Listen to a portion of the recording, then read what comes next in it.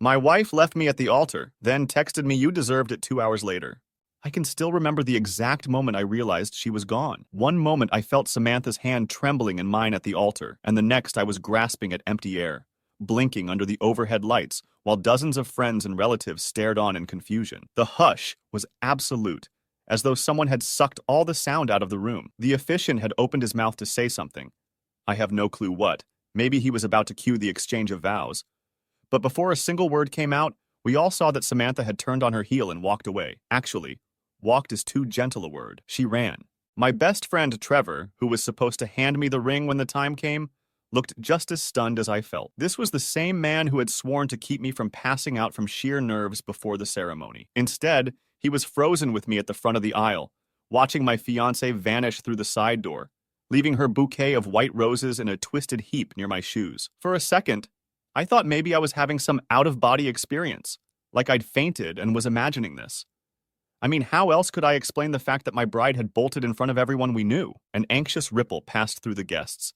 Some were whispering, some just sat there in their pews, too stunned to react. My mother stood up from the first row, her hands pressed to her mouth, eyes wide with shock. Her husband, my stepdad basically, tried to stand as well, but she was already past him, hurrying toward me with that tight-lipped expression that betrayed a mix of horror and fierce protectiveness. People started looking at me, their gazes full of questions I couldn't possibly answer. Then, as if in a dream, I felt my phone buzz in my pocket. It was insane to even think of checking it, but I think my body was on autopilot. Numbly, I reached into my tuxedo jacket, expecting some mundane text about the DJ running late or a friend asking which entrance to use. Instead, on the screen, I saw 3 words, glowing like a neon sign. You deserved it. My pulse thundered in my ears. It was from Samantha. Sent just seconds before, my stomach lurched, and I couldn't decide if I wanted to throw up or burst into tears. You deserved it? Deserved what? Deserved being left at the altar, apparently. But why? Sure, I'd been anxious. Maybe not the perfect partner.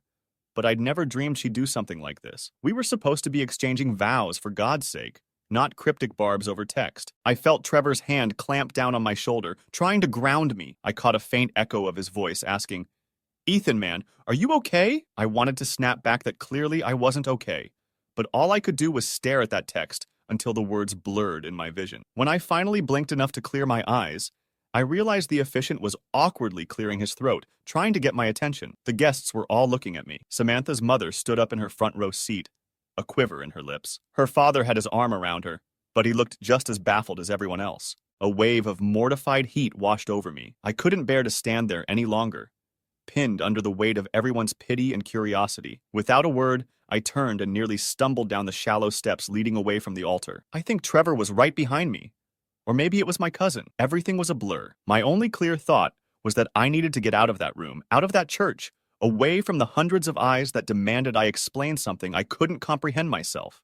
I found a small side hallway and pressed my back against the cold stone wall. My lungs felt squeezed, as if the entire fiasco were physically crushing my ribcage. Nobody had followed me there yet, and I tried to use the few seconds of solitude to breathe. My phone was still clenched in my fist, so I glanced at the text again, hoping maybe I'd misread it.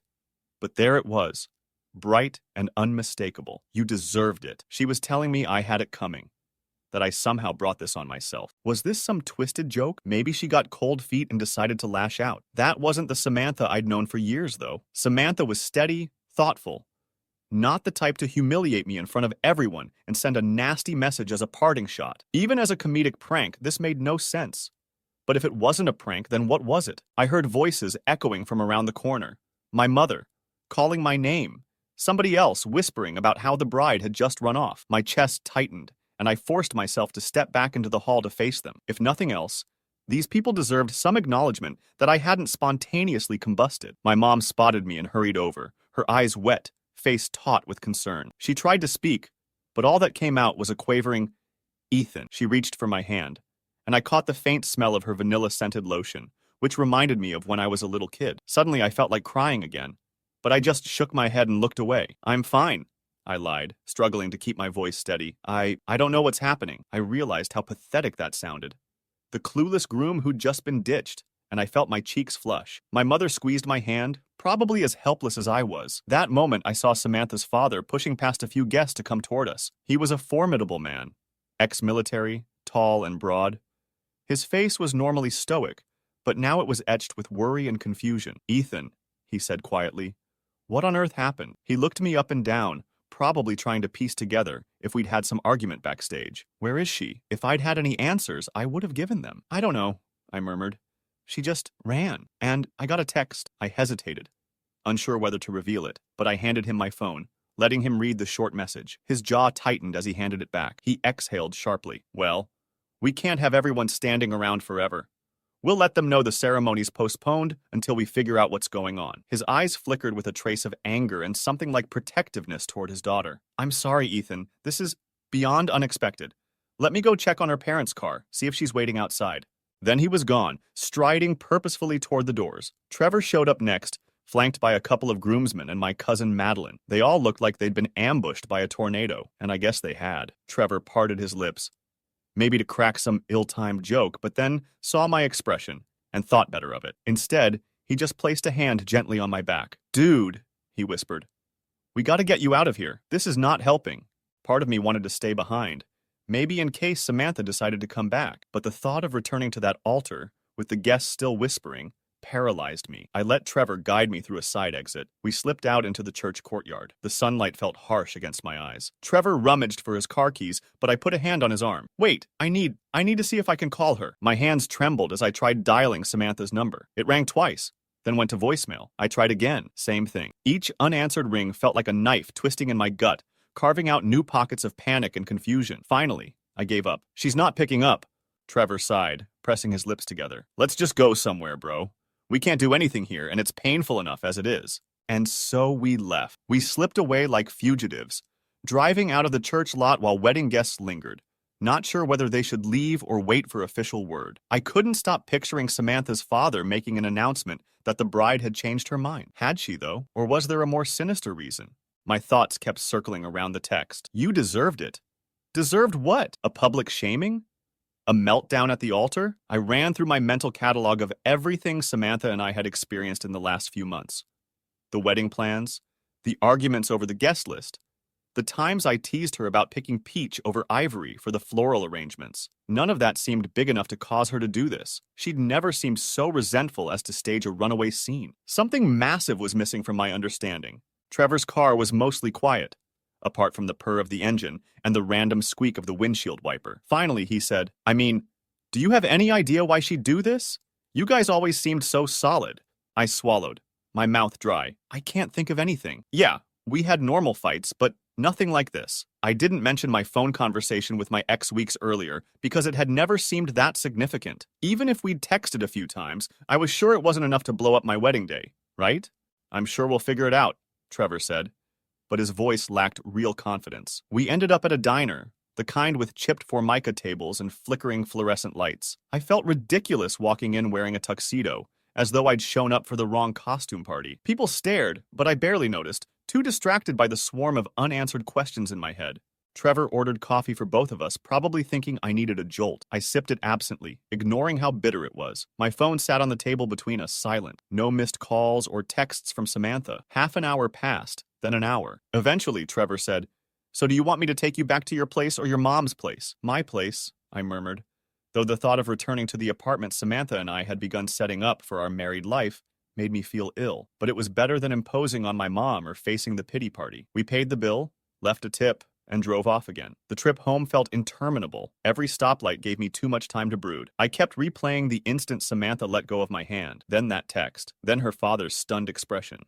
When we arrived, the elevator ride to the 7th floor nearly suffocated me. Trevor insisted on walking me to the door. He paused, key in hand, like he expected me to collapse. I thanked him and said I'd be okay, even though I had no idea if that was true. He gave me a last sympathetic nod and left. Inside, the apartment was eerily still. Samantha's shoes lined the entryway, a visual punch to the gut. Her favorite pair of sandals was askew, as if she'd kicked them off in a hurry. On the kitchen table lay a stack of wedding invitations we'd saved, the edges curling. All of it was a jarring reminder that she was supposed to be here with me, newly married, celebrating our first night as husband and wife. Instead, she was gone, and I had a cryptic text for an explanation. I sat on the couch and opened my phone again, scanning for any sign of her. Nothing. My mind began to drift toward darker possibilities. What if she'd discovered something about me that made her hate me? I tried to think if I'd done anything truly awful that I'd neglected to tell her. Sure, I'd made mistakes in my past, but nothing that warranted this. We'd always talked about big issues.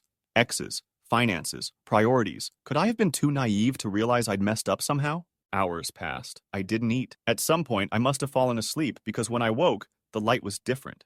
Dimmer. A glance at the clock told me it was nearly 7 in the evening. My throat was parched, so I stumbled to the kitchen to get water, only to see a note pinned to the fridge. Samantha had jotted a little heart next to the words, eggs, milk, OJ. That small sign of her everyday presence twisted my heart with longing and confusion. Where was she now? Just then, my phone buzzed. I lunged for it, only to feel my hope collapse when I saw it was my cousin Madeline. I debated ignoring it, but she'd been at the ceremony, so maybe she had news. I answered, voice raspy with fatigue. She asked gently if I was okay, if I'd heard from Samantha. I said no. Madeline sighed. Her dad told the guests it was a misunderstanding, but obviously people are talking. I'm so sorry, Ethan. She paused. I just hope you're not alone. I told her I'd be all right, though we both knew that might not be true. She offered to come by, but I politely declined. I didn't want an audience to my misery. After I hung up, I checked my phone for the 1,000th time. Still no new messages from Samantha. Late that night, I typed out a text to her. Sam, please tell me you're safe. I love you. I just want to understand. I hovered over the send button, feeling both desperate and humiliated. Finally, I tapped send. That single message was all I could manage without sounding like I was losing my mind. I didn't sleep much. Each time I drifted off, I'd jerk awake, heart hammering. Sure, I'd dreamed the entire fiasco, but the quiet apartment and the wedding suit I was still half wearing told me otherwise. By dawn, I was sitting on the living room floor, a pillow clutched in my lap, staring at the haze of early morning light filtering through the blinds. My phone, face down on the coffee table, buzzed. My heart lurched. I grabbed it so quickly I almost dropped it. The message was from Samantha. I'm safe. Don't call me. We need to talk later. That was it. 14 words. No explanation, no apology, no reassurance. Just an order. But it was better than silence, so I let myself feel a tiny glimmer of relief. At least she wasn't in danger. At least she'd admitted we needed to talk, which implied some plan to explain her actions. Or maybe she just wanted to tell me off. Either way, it gave me something to cling to. I typed back, okay. Let me know when you're ready. I'll wait. I didn't dare say more. Then I sat there, phone in hand, waiting like an abandoned puppy, hoping she wouldn't vanish again. That day crawled by. Trevor swung by in the afternoon, bringing me a burger and a 6-pack of beer in a lame attempt to raise my spirits. I ate half the burger, forcing it down even though I had zero appetite. We turned on the TV and pretended to watch some random game show, but my focus was on the phone. Every time the screen lit up, my chest constricted, only to see it was just a random notification or a sympathetic friend. Samantha remained silent. Finally, around 6 in the evening, I got another text from her. Go to my parents' house tomorrow at 10 a.m. My eyes scanned the words over and over, searching for hidden subtext. She could have told me to meet her at a cafe or a neutral spot, but no. Her parents' house. Her father, the ex-military man who always stared me down in that intimidating way. The house where Samantha grew up, the place that ironically had been the scene of so many happy memories for us, like the time we shared Christmas with her family. It struck me as a grim place to have a confrontation, but I'd do anything to find out the truth. I typed back quickly, I'll be there. She didn't respond. Trevor offered to come with me, but I refused. This was between Samantha and me, and maybe her parents. I tried to rest that night, but sleep felt impossible. Every time I shut my eyes, I saw her silhouette fleeing the altar, her hair trailing behind her, and I'd feel the echo of the crowd's shock reverberate through my skull. The next morning, I left early, driving across town with sweaty palms clenched on the steering wheel. My heartbeat was so loud it drowned out the car radio. I parked in front of their modest suburban home, noticing that both parents' cars were in the driveway. Samantha's father was in the yard, watering the grass. He gave me a curt nod and didn't say much as I walked up. When I reached the door, he turned off the hose and followed me in. Inside, Samantha's mother was sitting on the living room couch, hands folded in her lap, a worried pinch between her eyebrows. Her name was Linda, and she was usually the friendliest person you'd ever meet. Today, though, she barely mustered a half smile. Samantha was nowhere in sight. I swallowed, stepping into the house acutely aware of how I'd planned to be here a lot more often after the wedding. Holidays, Sunday lunches, maybe with children in tow. Now it felt alien. Linda stood, looking me up and down. Ethan, she said softly, I'm glad you came. Her eyes flicked to her husband, who had just entered behind me, setting the hose nozzle on a side table. The corners of his mouth were turned downward. He gestured for me to sit, Then he and Linda took seats on opposite chairs. I perched on the edge of the couch, hands clasped between my knees, nerves jangling. Seconds later, footsteps thumped down the stairs. Samantha emerged, wearing a plain sweatshirt and jeans, her hair pulled into a messy ponytail. She looked exhausted, eyes puffy, as though she hadn't slept any better than I had. There was no sign of the elegant bride I'd seen in that white dress. She sat in an armchair as far from me as possible, arms crossed tightly, not meeting my gaze. Her father cleared his throat. Samantha's agreed to talk to you. We've asked her to explain herself so we can understand what's happened. He paused. But Ethan, if there's something you've done, we want to hear it from you too. I searched Samantha's face, which was turned away, and tried to form words. I don't know what I've done, I said, my voice cracking. All I got was a message saying I deserved it. I'm at a loss. Samantha, please. She exhaled a shaky breath. Are you sure you have no idea? She finally locked eyes with me, and the intensity of her stare was like a blow to the chest. You're telling me you're completely clueless about why I left you? I shook my head slowly, trying to hide the tremor in my voice. Maybe I said or did something stupid, but nothing that justifies ditching me at the altar. She let out a mirthless laugh. Oh, it's bigger than that. Her gaze flicked toward her mom and dad. I don't want to do this in front of my parents, but they insisted. They don't want us running off without hearing each other, so here we are. Her mother spoke gently. Samantha, we love you both. We just want the truth. Why'd you run away in the middle of your own ceremony? And why that message? Samantha took a moment, as if summoning her courage. Then she looked at me again. Do you remember your ex, Kylie? My stomach twisted. Of course I remembered Kylie. We'd dated a few years back and it had ended on shaky terms. She wasn't exactly thrilled when I moved on. What does she have to do with this? I asked. But a part of me already suspected. I got a message from her the night before the wedding, Samantha said in a hoarse whisper. Actually, more like a small avalanche of messages. Screenshots. Videos. Excerpts of your texts with her. You think I'm stupid? Blood pounded in my ears. Wait, I talked to Kylie, sure, but we never... Her voice rose, cutting me off. The messages said otherwise. She said she's the reason you haven't been fully invested in this wedding. That you still love her. That you've been texting about meeting up. She had proof that you two were at a bar together a couple of months ago. I felt a surge of panic. Yes, Kylie had reached out months before, going through a bad breakup. I'd agreed to meet for a drink to talk things out. But it was purely platonic, or so I'd believe. Samantha, that wasn't... She held up a hand, tears filling her eyes. I saw pictures, Ethan. You two hugging, sitting close.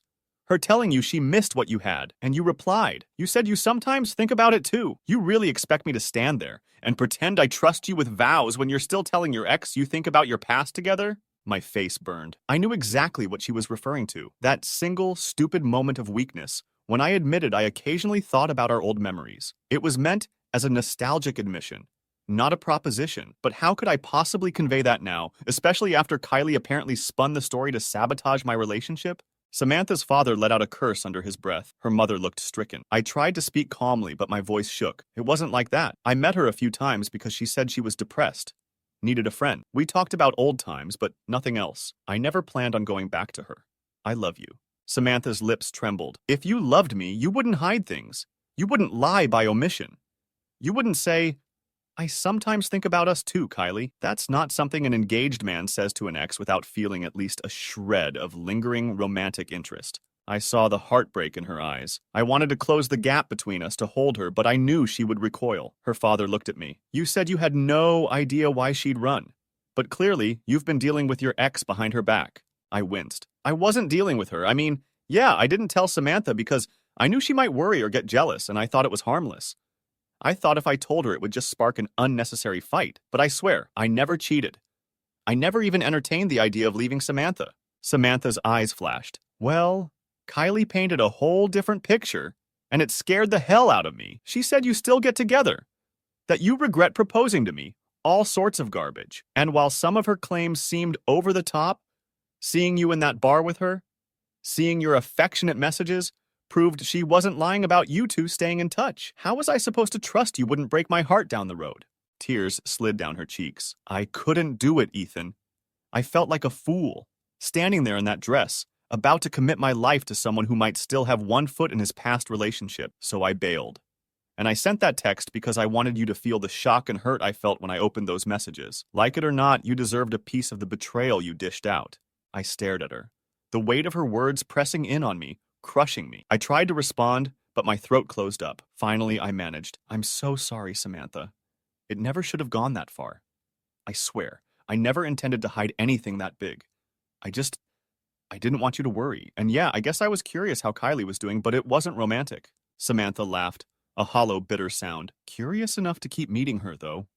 Curious enough to hold her in a bar while she cried and text you at all hours. Did you not think it could blow up in your face someday? I felt a hot flush of shame. Of course I should have known. I knew Kylie was trouble, but my ego got in the way. I was proud she still wanted to talk to me. I never realized she might use it to nuke my relationship. Or maybe I did, deep down, but convinced myself I could control it. Linda, Samantha's mother, wiped at her eyes. Samantha, honey, are you sure you can't talk this out? Maybe it's not as sinister as it looks, but Samantha shook her head. I can't marry him right now. I feel stupid, even looking at him. Her father pressed his lips together and looked at me with a mixture of pity and anger. Ethan, it's best if you leave.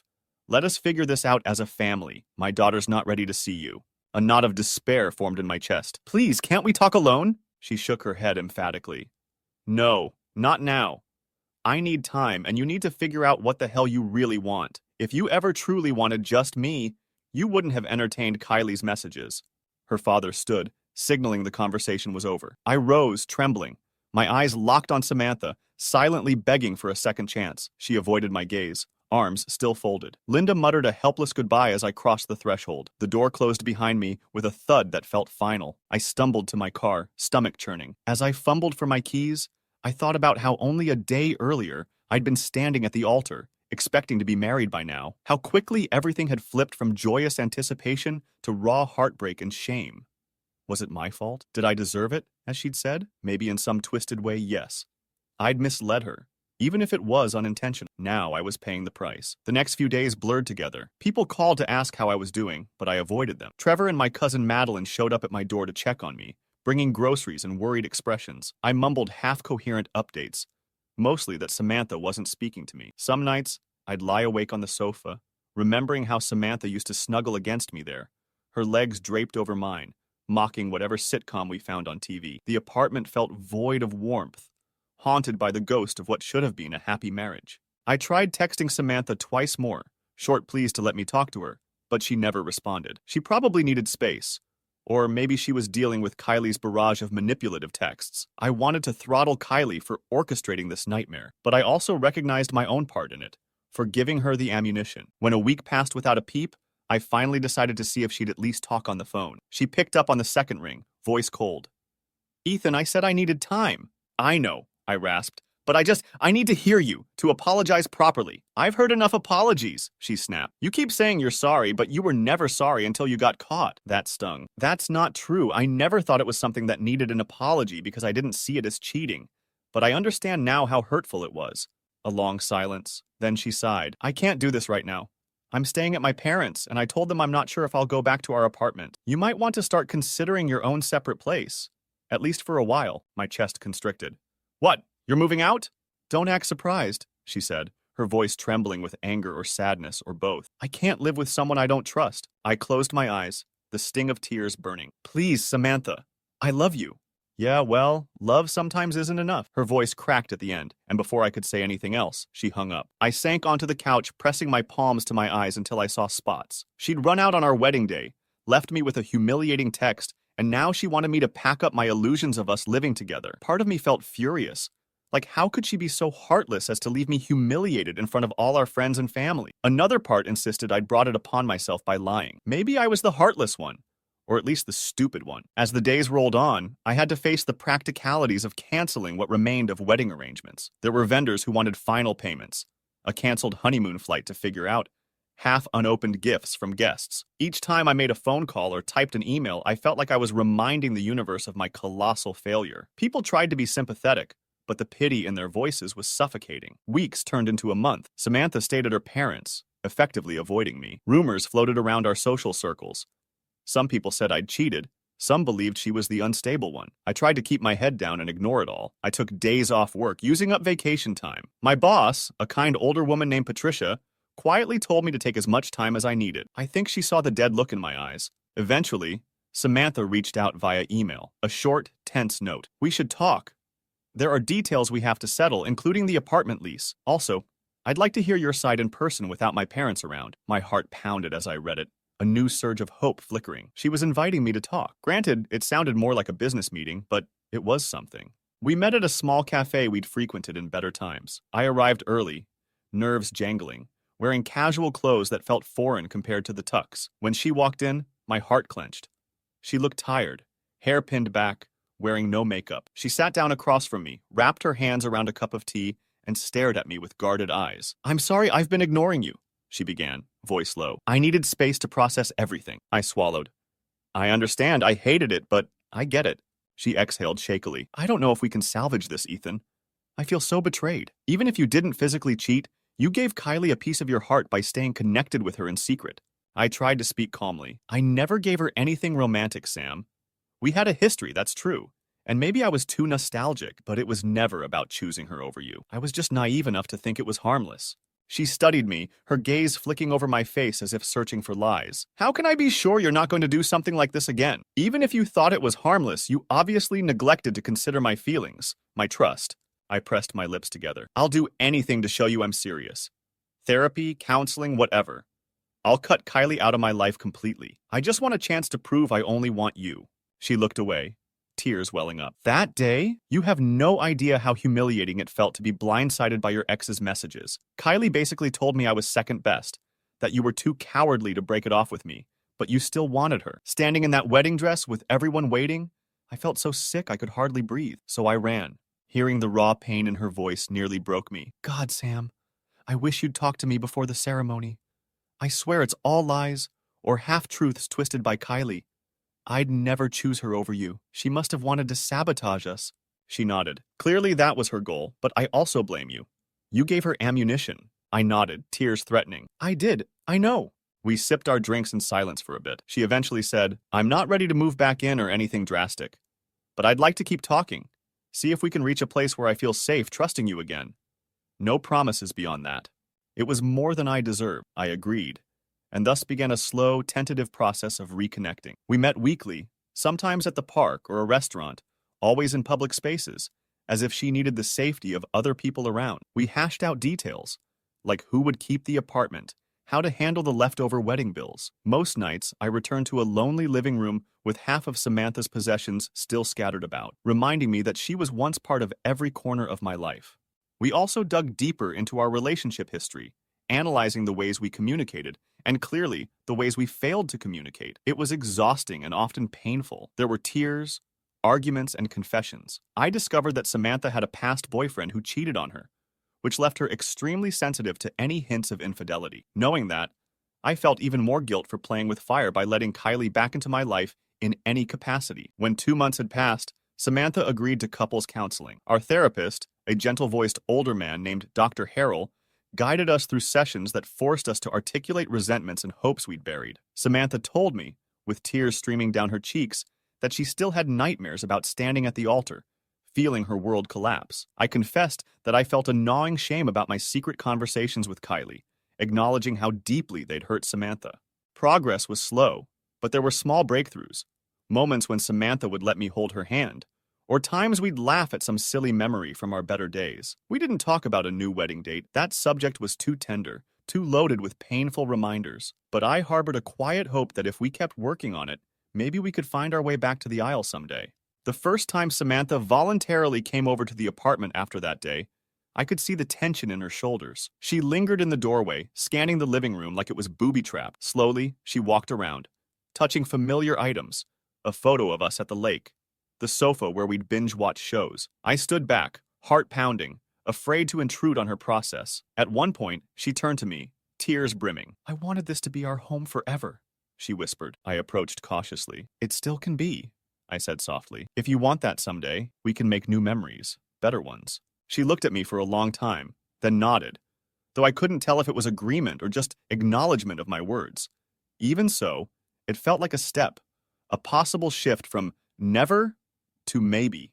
Throughout this journey, the memory of her text, "You deserved it," kept echoing. At first, it filled me with indignation and sorrow, but as time went on, I came to realize that I did, in some sense, deserve the wake-up call it delivered. I'd been skirting honesty and risking her trust, And that was enough to push her over the edge when she felt threatened by Kylie's manipulations. Did I deserve to be left publicly humiliated at the altar? Maybe that was extreme. But did I deserve a harsh confrontation with the truth? Absolutely. Gradually, we found small ways to heal. We started exchanging daily texts again, though more about mundane life updates than anything romantic. Hope therapy goes well. Let me know how you feel after. Or picked up groceries, left you some fruit if you swing by. She eventually took back a few clothes from the apartment. Sometimes, she even stayed for dinner. Each shared meal felt like tiptoeing on fragile ice, trying not to break it. 6 months passed in this delicate limbo. Some days were promising, filled with genuine warmth, as if the old flame was still alive. Other days were tense, overshadowed by mistrust and the looming ghost of what had happened. I tried to be patient, to show her consistent honesty and empathy. She tried to be open-minded, to see that I wasn't a monster but a flawed human who made a huge mistake. Then came the day she came over with a determined glint in her eye. She asked me to go through my phone with her, to show I wasn't hiding any contact with Kylie. I agreed immediately, unlocking it, showing her every message thread, every call log, even my social media. I'd already blocked Kylie on all platforms, but Samantha needed to see for herself. When she finished, she exhaled shakily and nodded. "Thank you," she said. "I know it must feel invasive, but I needed this." I squeezed her hand gently. "I get it. Trust isn't rebuilt overnight." She lowered her eyes. "I'm sorry I left you like that, in front of everyone. But in that moment, I felt so lost, so angry. I couldn't think straight. All I knew was I couldn't marry someone who might still love his ex." A flicker of pain crossed my face. "I know. And I'm sorry I made you doubt me. I wish I could undo it."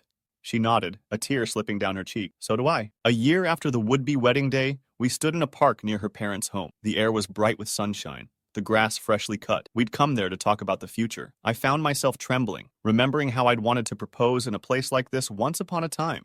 We walked slowly, side by side, eventually stopping under a large oak tree. "So," Samantha began softly, "we've come a long way, haven't we?" I let out a nervous laugh. "Feels like a lifetime, but I'm grateful for every step." She turned to face me, sliding her hands into mine. For the first time in ages, her eyes held a gentleness that made me hope. "I think I'm ready to move forward. Not necessarily with wedding plans right away, but with us. Together. Do you want that too?" My heart soared, but I stayed calm, gently squeezing her hands. "Yes, absolutely. And I'll follow your lead on the timing." That day, we decided to truly start anew. Samantha moved back in bit by bit, and we continued therapy, both as a couple and individually. Every so often, the sting of that traumatic day would resurface, and we'd have to talk it through, reaffirming our commitment to each other. But gradually, we replaced the painful memories with new shared experiences. Weekend trips, dinner dates, quiet nights at home with homemade pizza. It wasn't a fairy tale. We had arguments. Sometimes she'd lash out if I forgot to update her on where I was or who I was with. Sometimes I'd feel defensive, protesting that I was no longer the guy who kept secrets. But each time, we worked through it, determined not to let those old wounds fester. Over a year later, we decided to hold a small ceremony in her parents' backyard. Nothing grand, just our closest friends, immediate family, a justice of the peace. There were no formal tuxedos or lavish flower displays. Samantha wore a simple white sundress, her eyes shining with cautious optimism rather than naive excitement. I wore a short-sleeve button-down and dress pants, feeling more comfortable than I ever had in that stiff tux. When we said our vows, now carefully rewritten and deeply personal, they carried a weight they might not have had before. We talked about honesty, about forgiveness, about facing our flaws head-on. I promised never to hide anything important from her again. She promised to communicate her fears rather than let them explode in crisis. And as we exchanged rings, I felt tears of relief and gratitude mingle with the summer breeze. Afterward, we all shared a small reception under a makeshift canopy, munching on barbecue and homemade desserts. Samantha's father offered a toast, referencing the rocky road we'd traveled, and how proud he was that we found a way to forgive and grow. My mother cried softly, hugging Samantha as if welcoming her to the family for the first time. Sometimes I still flinch when I recall the day she left me at the altar. The hush of the crowd, the swirl of white dress disappearing through the door, the text telling me I deserved it. That moment will never stop hurting completely. But in a strange way, it also became the catalyst for real honesty between us. If we hadn't shattered so spectacularly, maybe we never would have confronted our deeper issues. Maybe I'd still be making careless choices. Maybe she'd still be carrying unspoken fears of betrayal. Instead, we laid it all bare and rebuilt from the rubble. That's not to say I'd ever recommend anyone go through what we did. It was brutal, humiliating, and heartbreaking. But life sometimes throws these harsh lessons at us when we're too complacent to see our faults. Our second chance wasn't guaranteed. It took both of us fighting for it, choosing each other despite the pain. Now, when I look at Samantha, I feel a different kind of love than the naive infatuation of our earliest days. It's a love tempered by trials, tested by doubt, proven by perseverance. We know each other's weak points, and we know how badly we can hurt each other. But we also know how good it feels to be truly seen and accepted, baggage and all. Every so often, people who knew about our dramatic wedding fiasco will ask how we managed to stay together. I tell them it's because we wanted to, as simple as that. When everything fell apart, neither of us turned our backs on the relationship for good. She needed space, but she eventually gave me a chance to explain. I made mistakes, but I never stopped trying to make it right. The will to fix something can outweigh the shame of having broken it in the first place, if the love is real enough.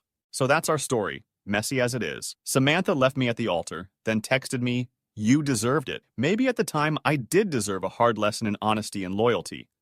I'll never forget the humiliation of standing in that church, searching for a bride who'd already fled, but I also won't forget the humbling journey that followed, the forgiveness she offered, and the way we eventually found a deeper bond. We forged a marriage not out of picture-perfect romance, but out of the ashes of one of the worst moments of our lives. And as much as it hurt, I'd do it all again if it meant ending up here, with her, walking hand in hand toward whatever comes next.